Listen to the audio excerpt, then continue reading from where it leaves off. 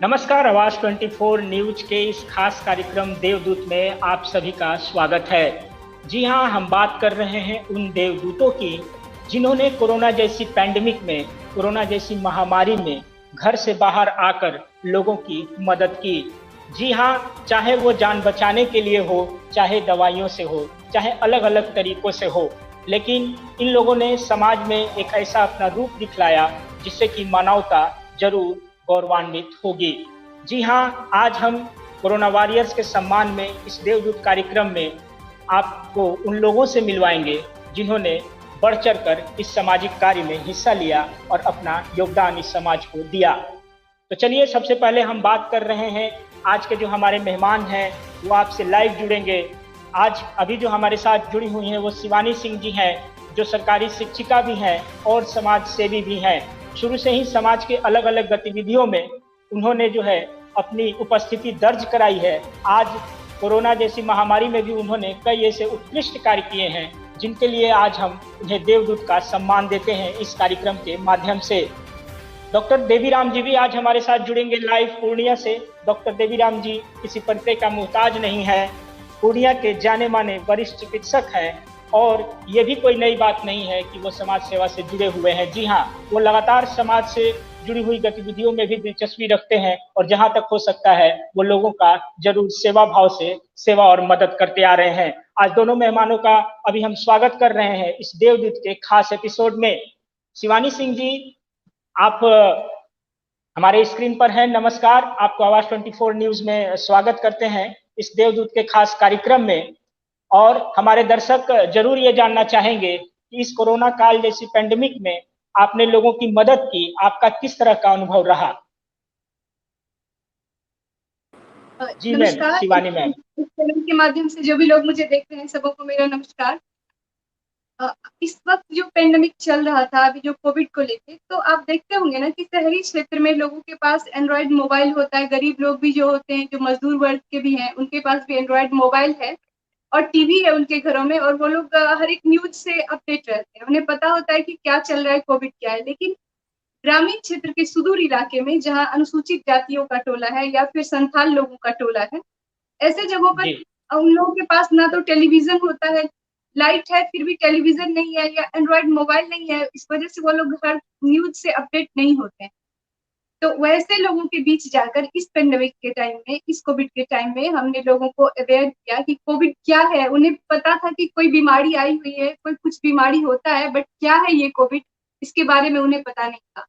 तो उन्हें हमने इस चीज के बारे में बताया कि कोविड ऐसा है और इसमें इस तरह से हमें प्रिकॉशन लेना चाहिए। एक बीमारी है जिससे हमें बचने के लिए किस तरह से मास्क का यूज करना चाहिए और सोशल डिस्टेंसिंग का पालन करना चाहिए, हाथों को सैनिटाइज करना चाहिए और साफ सफाई का ख्याल रखना चाहिए। इन सब चीजों के बारे में हम वैसे एरिया में उस तबके के लोगों को जिन्हें इन सब चीजों के बारे में बिल्कुल कोई जानकारी ही नहीं थी, तो वैसे लोगों को मैंने अवेयर किया। मुझे लगता है कि ऐसे समय में शहरी क्षेत्र में या फिर ऐसे क्षेत्र जहाँ की लोगों के पास न्यूज समाचार मीडिया से वो जुड़े रहते हैं, और उन्हें और लोग भी उनके आसपास ऐसे लोग होते हैं जो उन्हें जागरूक करते हैं, या फिर वो सुनकर भी जान जाते हैं कि इस तरह का अभी बीमारी चला हुआ है और हमें इस तरह से रहना है। लेकिन सुदूर क्षेत्र में मुझे लगता है कि लोगों को जागरूक करना बहुत ज्यादा जरूरी है।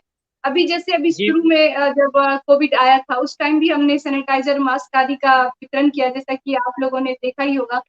और फिर जब वो दूसरे चरण में जब कोविड था, तो फिर हमने वैक्सीनेशन के लिए बहुत ही बड़े स्तर पर वैसे तबके के लोगों को जो सोशल मीडिया से, न्यूज से, इन सब मैगजीन से, इन सब चीजों से दूर हैं, जिन्हें पता नहीं है कि चल क्या रहा है और हमें करना क्या है, तो ऐसे लोगों को हमने अभी कोविड वैक्सीन के लिए भी अवेयर किया। और अभी हाल में ही संथाल टोले में जाकर मैंने वहाँ की महिलाओं को सैनिटरी पैड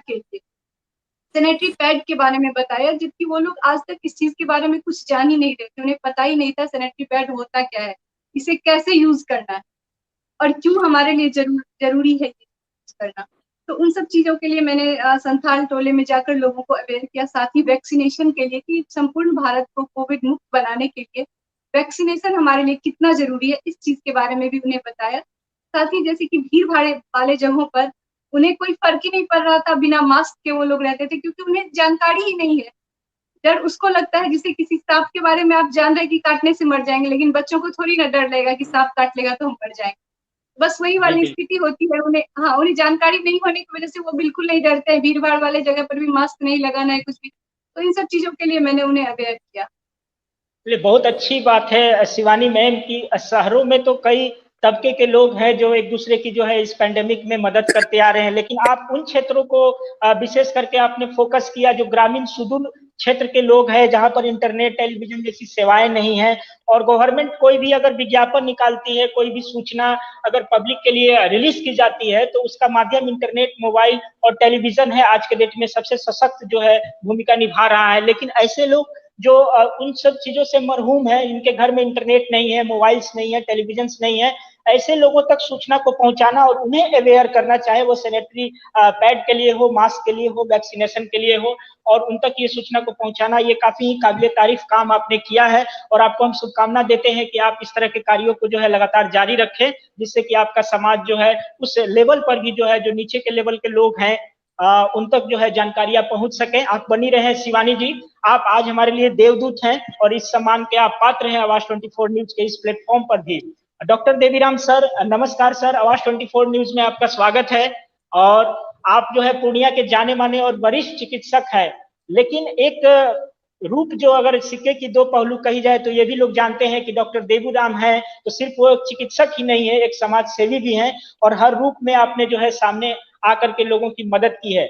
सर, हम अपने दर्शकों को इस प्लेटफॉर्म से जानना चाहेंगे आपका अनुभव किस तरह का रहा है और किस तरह से आपने लोगों की मदद की है।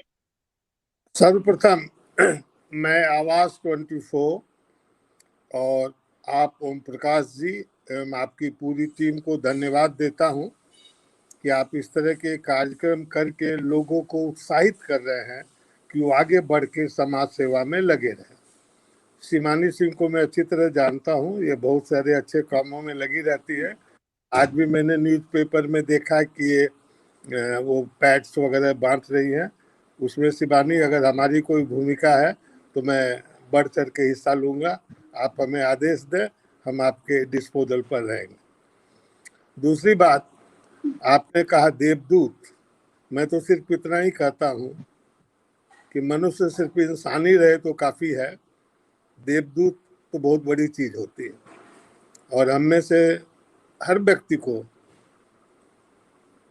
अच्छाई बुराई रहती है, और मौके पर इस तरह के पेंडेमिक में अगर आप कुछ भी कर लेते हैं तो बहुत है, और अगर आप बहुत कुछ करते हैं तो उसके कहने की ज़रूरत ही नहीं है।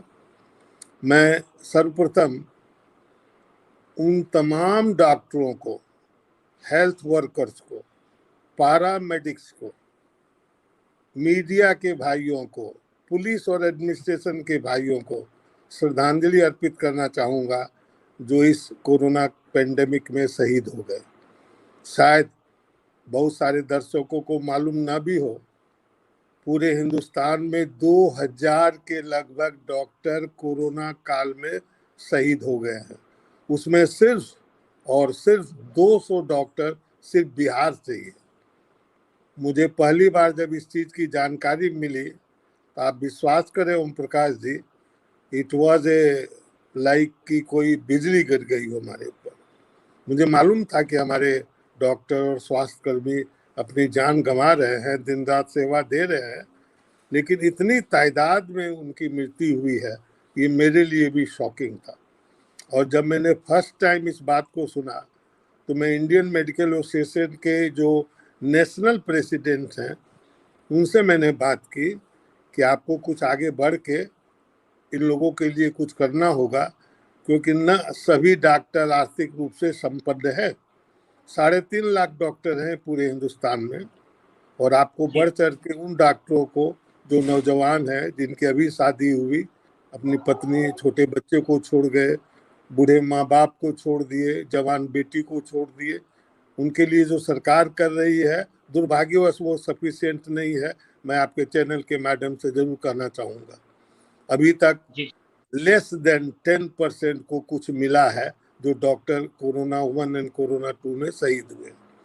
और उसी दिन मैंने इंडियन मेडिकल एसोसिएशन का जो कोविड फंड है उसमें मैंने 5 लाख रुपए का चेक भेजा, जो कि शायद उस तारीख तक हिंदुस्तान में इंडिविजुअल डॉक्टर के लिए बहुत बड़ी रकम थी। मैं बड़ी रकम का ढिंढोरा नहीं पीट रहा हूँ, लेकिन मैं इससे लोगों में उत्साहित करना चाहता था कि लोग आगे बढ़े, और उन लोगों ने जो अपनी जान देकर के आपकी सेवा की है, उनमें जो आर्थिक रूप से सक्षम नहीं है, उनको सरकार और अन्य लोग सहायता करें। बिल्कुल। लास्ट ईयर कोरोना शुरू हुआ तो हम लोगों ने मिलजुल करके एक टेलीफोनिक सेवा शुरू की, फ्री टेलीफोन कंसल्टेशन, और ये महीनों चला। प्रतिदिन अखबार में टेलीफोन नंबर दिए जाते थे, सबों का टाइमिंग फिक्स था। हमारे साथ एक आध दर्जन डॉक्टर्स और जुटे हुए थे। मान लीजिए मेरा टाइमिंग 10 बजे से लेके 2 बजे तक था, परंतु विश्वास करें वो कॉल 6:30 बजे 6 बजे सुबह से ही चालू हो जाता था और रात के 10-11 बजे। हम लोगों ने अपने जानते प्रयास किया कि उन लोगों को दे news, electronic media, videos, short clips, YouTube, इन सबों के द्वारा हम लोगों ने लोगों को कोरोना से बचने का उपाय, और अगर कुछ हो गया तो उसके लिए जो मामूली कोरोना के मरीज हैं उनके लिए क्या किया जाए, और अनावश्यक टेस्ट नहीं करावें, इसकी भी लोगों में क्या बोलते हैं अवेयरनेस को हम लोगों ने बढ़ाया। उस समय हमने व्यक्तिगत रूप से अपने तरफ से कम 15,000 मास्क बंटवाए होंगे। उसमें बहुत सारे नौजवान और संस्थाओं ने मदद की, फूड पैकेट्स भी उन्होंने बांटे, जो बड़ा अच्छा लगा। उसके अलावे प्राइम मिनिस्टर केयर फंड में 2.5 लाख रुपये भिजवाए, और बिहार चीफ मिनिस्टर फंड में 2 लाख रुपये 2.5 लाख रुपये भिजवाए गए। तो नहीं है छोटी रकम हो, लेकिन जहां हम लोग 120-130 करोड़ भारतवासी हैं, थोड़ा थोड़ा हेल्प भी अगर हम लोग करने लगे तो शायद ये बहुत बड़ी रकम हो सकती है। मैं एज ए डॉक्टर आगाह करता हूँ लोगों को। मैंने कई न्यूज़पेपर में ये मैसेज दिया है कि आने वाली तीसरी और चौथी लहर, जो पहली लहर थी उसने एजेड लोगों को सताया, जो दूसरी बीच में लहर आई उसमें एडल्ट भी थे, और अब ये जो तीसरी लहर आने वाली है इसमें बच्चे भी होंगे। तो अगर आप अपने बच्चे को बचाना चाहते हैं, मैं बड़ा ही भावुकता से और सीरियसली बोल रहा हूँ, तो सबसे जरूरी on the top is mask.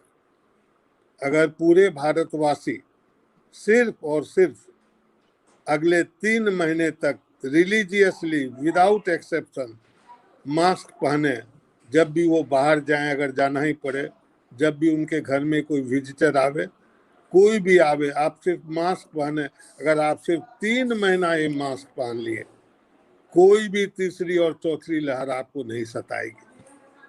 ये सोशल डिस्टेंसिंग, हैंड वॉशिंग, सबों का इम्पोर्टेंस है। वैक्सीनेशन ऑफ कोर्स इसका भी बहुत बड़ा इम्पोर्टेंस है। लेकिन मैं व्यक्तिगत रूप से कहना चाहूँगा कि अगर आप सिर्फ मास्क पहनते हो और पूरे हिंदुस्तान के लोग 3 महीना मास्क पहने, न आपको वेंटिलेटर की जरूरत होगी, न आईसीयू बेड की जरूरत होगी, न एंटीवायरल दवाई की जरूरत होगी, न स्टेरॉइड की जरूरत होगी, न सीटी स्कैन की जरूरत होगी, न आपको हॉस्पिटल के लंबे तगड़े बिल को फेस करना पड़ेगा। लेकिन ये इतना बड़ा दुर्भाग्य है कि परसों में सिलीगुड़ी से पूर्णिया आ रहा था बाय रोड, रास्ते में जितने भी शहर और गांव मिले, 90% लोग अभी भी मास्क नहीं पहन रहे हैं। ये बहुत ही दुर्भाग्यपूर्ण है। और अगर ये ऐसा रहा तो आप कितना ही पल्स ऑक्सीमीटर, कितना ही ऑक्सीजन सिलेंडर, कितना ही ऑक्सीजन प्लांट, कितना ही एंटीवायरल, तमाम तरह की सुविधाएं कर लें, जब अमेरिका नहीं अफोर्ड कर सकता है तो हमारे जैसा मुल्क कैसे अफोर्ड करेगा। जी बिल्कुल सही कहा सर आपने कि आपके द्वारा कही गई हर एक बात लोगों को जो है आचरण में लानी होगी, अगर हमें तीसरी लहर से बचनी है तो। और हम उम्मीद ही नहीं भरोसा करते हैं कि जो भी हमारे दर्शक हैं, आप वरिष्ठ चिकित्सक हैं और आपका अनुभव और आपकी दी गई जो ज्ञान की बातें हैं इस पेंडेमिक में जुड़ी हुई, लोग उनका जो है पालन करें, और वो काफी जरूरी भी होगा। सर आप बने रहें। अभी अभी हमारे साथ जो मेहमान जुड़े हैं देवदूत कार्यक्रम में, आइए हम उनका भी आपका उनका परिचय करा दें। आदर्श गोयल जी हैं जो फारबिसगंज से लाइव जुड़े हुए हैं, और आदर्श गोयल जी समाज सेवी तो हैं ही, इनकी अपनी एनजीओ भी चलती है, और इन्होंने भी पेंडेमिक में पुराने जो कोरोना का जो है उसमें काफी इन्होंने जो है मेहनत किया था। तो जैसा कि आदर्श गोयल जी हमारे स्क्रीन पर मौजूद हैं, और एक इनका ये भी परिचय है कि ये जदयू से भी जुड़े हुए हैं। आदर्श जी, स्वागत है हमारे कार्यक्रम देवदूत में। सबसे पहले हम चाहेंगे कि आप अपना अनुभव और अपने बारे में बतलाएं। सबसे पहले तो मैं चैनल को और चैनल की पूरी टीम को बधाई देना चाहूंगा कि आपने एक ऐसा कार्यक्रम रखा, नाम भी इतना सुंदर रखा है देवदूत, जो ना केवल हमारी हौसला अफजाई कर रहा है बल्कि लोगों को भी प्रेरणा दे रहा है। और देवीराम जी जैसे, मैं क्या कहूँ, राम अवतार ही कहूँ मैं इनको, क्योंकि मैं लायंस क्लब फारबिसगंज से भी इन्हें जान रहा हूँ और कई धार्मिक संस्थानों से भी इनको जान रहा हूँ। तो इनके साथ आज मुझे पैनल में मौका मिला है तो मेरे लिए अपने आप ये सौभाग्य की बात है और बहुत बड़े सम्मान की बात है। सर, आपको प्रणाम। पिछले लॉकडाउन में मैं यूथ फॉर फारबिसगंज नामक एक संस्थान से जुड़ा हुआ था, जिसके तहत हमने हजारों घरों में राशन पहुंचाने का काम किया। क्योंकि पिछली बार बहुत अफरा तफरी थी, लोगों को जानकारी कम थी, परियोजनाएं भी पूरी तरह से पास नहीं हो पा रही थी, तो लोगों के मन में बहुत डर भय था। तो हमने कुछ लोगों का ग्रुप बनाकर जितनी भी जरूरी सामग्री है, चावल है, दाल है, चीनी है, सोयाबीन है, उन सबको खुद अपने हाथों से पैक करके फिर एक बड़े पैकेट में उसे डालकर गांव देहात आसपास के सभी इलाकों में जाकर डोर टू डोर परिवार तक पहुंचाने का काम किया। उसके बाद जब इस बार की कोरोना की लहर आई तो सब जानते हैं कि डर ज्यादा था, पिछली बार से ज्यादा डर था। और पिछली बार परिवार में एक या दो आदमी संक्रमित हो रहे थे, बाकी लोग नहीं भी हो रहे थे। लेकिन इस बार कई ऐसे परिवार थे जिनका पूरा का पूरा परिवार संक्रमित हो रहा था, ना कोई घर में भोजन बनाने वाला था, और आसपास के लोग भी डर रहे थे कि हम कैसे जाएं कि नहीं जाएं, मदद करें कि नहीं करें, कहीं हमें कोरोना ना हो जाए। तो इस बार मैंने अपनी स्वर्गीय माताश्री के नाम से नीरा की रसोई नामक एक अभियान चलाया, जिसके तहत हमने लोगों से अलग अलग माध्यम से लोगों तक ये मैसेज पहुंचाया कि किन्हीं के भी परिवार में कोई संक्रमित व्यक्ति है या पूरा परिवार संक्रमित है, वो हमसे संपर्क करे। उन्हें 2 वक्त का भोजन, शुद्ध शाकाहारी घर का बना हुआ भोजन हम प्रॉपरली पैक करके उनके घर तक होम डिलीवरी पहुंचा रहे थे, वो भी डिस्पोजेबल पैकिंग में, ताकि ना ही पहुंचाने वाले को कोई खतरा हो, ना ही लेने वाले को कोई खतरा हो। और ये पूरी मुफ्त सेवा थी। इसका 2 कारण था। एक तो अगर आप सक्षम हैं तो भी आपके हाथ से रुपए लेने में जो डिलीवरी बॉय है उसे हिचकिचाहट हो सकती थी कि कहीं मुझे कोविड ना हो जाए या कोई तरह की बात ना हो, इसलिए हमने इसे पूरा मुफ्त रखा। और क्योंकि जैसा कि आपने भी बताया, मैं जेडीयू व्यावसायिक प्रकोष्ठ फारबिसगंज का नगर अध्यक्ष भी हूं, तो मैंने सारे व्यापारियों से भी निवेदन किया था कि जैसा कि सर ने भी कहा कि थोड़ी थोड़ी मदद सबको ही कर सकते हैं, तो हमने भी यही निवेदन सबसे किया कि सब लोग आगे आए। और बहुत सहयोग मिला फारबिसगंज से, और हमने ऑक्सीजन सिलेंडर अपने लेवल पर उपलब्ध कराए, मास्क अपने लेवल पर उपलब्ध कराए, लेकिन खास करके ये नीरा की रसोई के तहत हमने कई घरों में मुफ्त भोजन, दोनों वक्त का गर्म भोजन पहुंचाने का काम किया। चलिए आदर्श जी, आपने जो काम किया है, दवाइयों के साथ साथ भोजन भी काफी जरूरी चीज है। और ऑडियो को अपने म्यूट कर ले सर। तो जैसा कि मैं बोल रहा था, ईयरफोन आदर्श गोयल जी, तो जैसा कि मैं बोल रहा था, आदर्श गोयल जी, दवाइयां और ऑक्सीजन सिलेंडर्स तो उस समय लोगों की प्राथमिकता थी ही, लेकिन ऐसे तबके के लोग जिनका जो है लॉकडाउन में इनकम बिल्कुल समाप्त हो चुका था, जो लोग घरों में रहने के लिए मजबूर तो थे लेकिन कमाई का कोई जरिया नहीं था, उस समय जो आपकी जो ये नीरा की रसोई थी, इसने काफी लोगों को संबल दिया होगा। और निश्चित तौर पे ये काफी ही सराहनीय कार्य है आपके द्वारा कि आपने हजारों लोगों को उस पैंडेमिक में भोजन जो है आपने उपलब्ध कराया। इसके लिए निश्चित तौर पे आवाज 24 न्यूज आपको देवदूत मानता है, और इसके लिए इस कार्यक्रम के जरिए आपको भी सम्मानित कर रहा है। आदर्श गोयल जी, शिवानी सिंह जी, शिवानी सिंह जी से हम जानना चाहेंगे कि शिवानी सिंह जी, आप अपने दर्शकों को हमारे माध्यम से क्या मैसेज देना चाहेंगी कि तीसरी लहर भी आने की संभावना है, इसमें जो है लोग क्या खासकर से सावधानियां बरतें, आप क्या मैसेज देना चाहेंगी इस प्लेटफॉर्म से? अब मैं आपके इस आवाज 24 चैनल के माध्यम से मैं जो भी लोग देखते हैं मैं उन्हें ये बोलना चाहूंगी कि अब जो तीसरी लहर आने वाली है, ऐसे में बच्चों को ज्यादा खतरा है। तो सबसे ज्यादा पहले तो जरूरी है कि वैक्सीन सब लोग अवश्य लगवा लें ताकि आगे बचा जा सके, और आगे की लहर के लिए भी सेम वही चीज है, बच्चों को सेफ रखना है, मास्क का यूज करना है, बेवजह घर से बाहर नहीं निकलना है, और बस इन चीजों का ख्याल रखना है तीसरी लहर में। अब तो हमारे लिए हम कोविड के बारे में इतना कुछ झेल चुके हैं और जान चुके हैं कि मुझे नहीं लगता कि बहुत ज्यादा बताने की जरूरत है। तो सबसे ज्यादा मुझे अब लग रहा है कि अब इस स्थिति में सबसे ज्यादा जरूरी है कि वैक्सीन सब लोग जरूर लगवा लें, और उसके बाद जो भी प्रिकॉशन है, जो भी हम लोग बरतते हैं कोविड के लिए, तो वो तो हम लोग जान ही रहे हैं। सोशल डिस्टेंसिंग का पालन करना है, हाथों को सैनिटाइज करना है, और बच्चों को विशेषकर इस बार तीसरी लहर में ज्यादा खतरा है तो उन्हें बचा कर रखने की जरूरत। जी शिवानी जी, आपकी कही गई हर एक बात जो है आवश्यक है, ऐसा कहें कि अति आवश्यक है, और लोगों को जो है इसका ख्याल रखना होगा। और तीसरी लहर की बात हम सुन रहे हैं, और सबसे बड़ा बचाव है वैक्सीनेशन। फिलहाल जो अभी वैक्सीनेट हर लोग हो रहे हैं, सरकार भी अपने जो है पुरजोर कोशिश में लगी हुई है कि ज्यादा से ज्यादा लोगों को देश में वैक्सीनेट कर दिया जाए कि तीसरी लहर का असर उन पर कम हो। और ये जागरूकता के लिए भी काफी जरूरी है, और आप लोग इस जागरूकता में जरूर लगे रहें। हमारी भी लोगों से अपील है कि जिन्होंने वैक्सीन नहीं लिया है वो जरूर जो है वैक्सीन केंद्र तक जाएं और अपने आप को जो है वैक्सीनेटेड कराएं, क्योंकि आपकी सुरक्षा ही देश की सुरक्षा है, और ये काफी ही अहम है।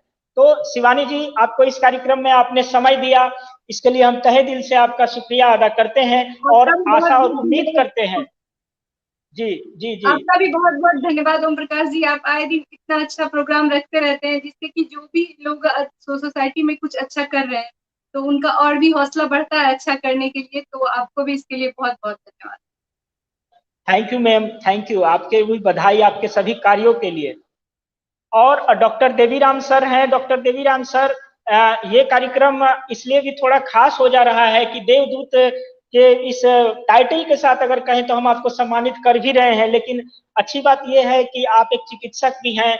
अंत में इस कार्यक्रम, इस प्लेटफॉर्म के माध्यम से हमारे दर्शकों को क्या मैसेज देना चाहेंगे कि देवदूत तो है, समाज में मदद भी करेंगे, लेकिन ऐसी तैयारी हमारी होनी चाहिए कि कम से कम मदद की आवश्यकता हो। हमारा जो मेडिकल का जो स्ट्रक्चर है देश में वो काफी मजबूत नहीं है, हमारी जिस तरह की जनसंख्या है, तो हमें किस तरह का जो है पालन करना जरूरी है तीसरी लहर से बचने के लिए।